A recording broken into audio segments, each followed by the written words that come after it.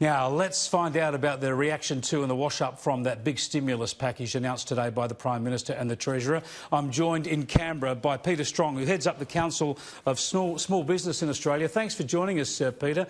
Your top-of-the-head reaction to this, is this what small business was hoping for, looking for?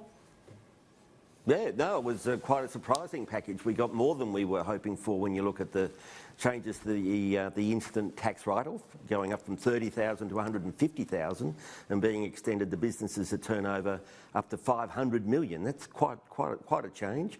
And the $25,000, up to $25,000 cash injection for small businesses.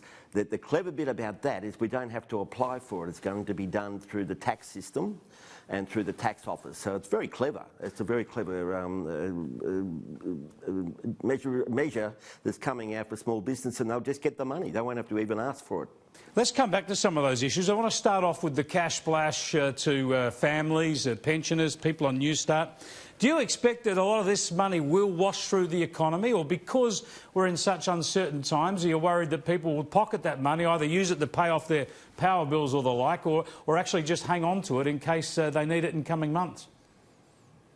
Well, the people that are getting the money normally spend all the money they get, and there may be some that will save it, but I think history has shown that the welfare people and pensioners do tend to spend the money. What the message we're saying is don't spend it on Amazon or overseas retailers. Make sure you spend it locally. So either go out to a shop, or if you have to go online with a local Australian business. Use it for what it's meant to be used, which is to keep the economy going locally. Now, tell us also about these tax write-offs then for small business. Obviously, it's always difficult for small business to find the money to invest in new plant and equipment, but of course you're going to be doing that when you've got good growth prospects. It might be a bit much to expect small businesses to make those investments now. Well, as I said before, when they pushed it up to the 500 million turnover, that's a very different group of people. Yep. And who they'll be purchasing from small businesses as well as medium businesses. So I thought that was the clever bit, is they will know where to spend. They've got long-term plans when you get to that level of turnover, and they'll go out and they'll go to the car yards, they'll go to the people that sell earth-moving equipment, whoever. Quite often they're small business people, and they'll get them to, and they'll give them their business. They also may do fit-outs. Now those fit-outs will be work for tradies and people that get involved in those sorts of things. They might get cabinet makers in to do special work around their offices or whatever. So I think the clever part was the 500 million turnover. They're the ones that are really going to take advantage of this, and they're going to take advantage of it from small business.